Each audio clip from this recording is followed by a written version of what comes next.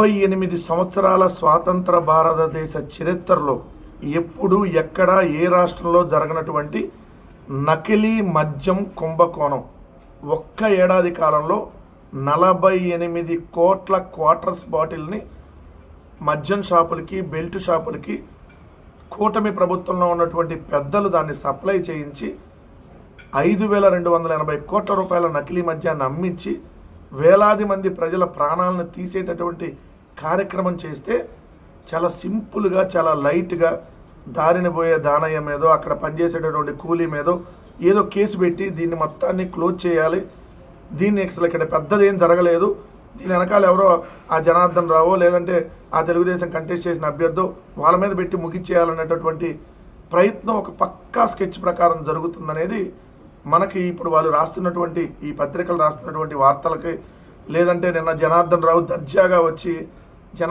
దర్జాగా అసలు మామూలుగా రాలా, చాలా దర్జాగా వచ్చి పోలీసులకి లొంగిపోయినటువంటి పరిస్థితి ఇవన్నీ చూస్తున్నప్పుడు క్లియర్గా అర్థమవుతుంది.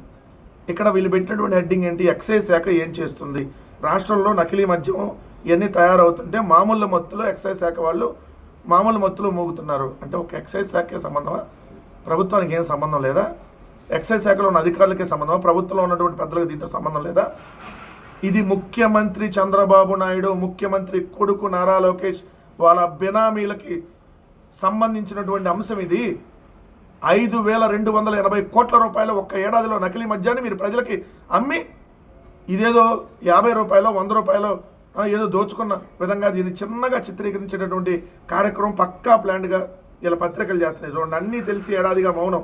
వైకాపా ప్రభుత్వం ఇలాంటి దందాలకు మద్దతు ఉండేది కాబట్టి పట్టించుకోలేదంటే అర్థం ఉంది, కానీ కూటమి అధికారంలోకి వచ్చి ఏడాదిన్నర అవుతున్నా ఎందుకు దానిపై దాడి చేయలేదు? జగన్ గారి ప్రభుత్వంలో జరిగిందా? సిగ్గు లేదా? ఈనాడు రోత కిరణ్, నువ్వు కడుపుకి అన్నం తింటున్నావా, గడ్డి తింటున్నావా? జగన్ గారి హయాంలో ప్రభుత్వ మద్యం దుకాణాలు ట్రాన్స్పరెంట్గా నడిచి దానికి ఏదైతే క్యూఆర్ కోడ్ ఉండేదో ప్రతి బాటిల్కి అది స్కాన్ అయితేనే అమ్మడానికి ఉండేది, అది స్కాన్ కాకపోతే మళ్ళీ వెనక్కి పంపించాల్సినటువంటి పరిస్థితి ఉండేది. ఒక్కటి కూడా నకిలీ మద్యం అమ్మేటటువంటి అవకాశమే లేకపోతే మళ్ళీ మా హయాంలో అని రాస్తావా?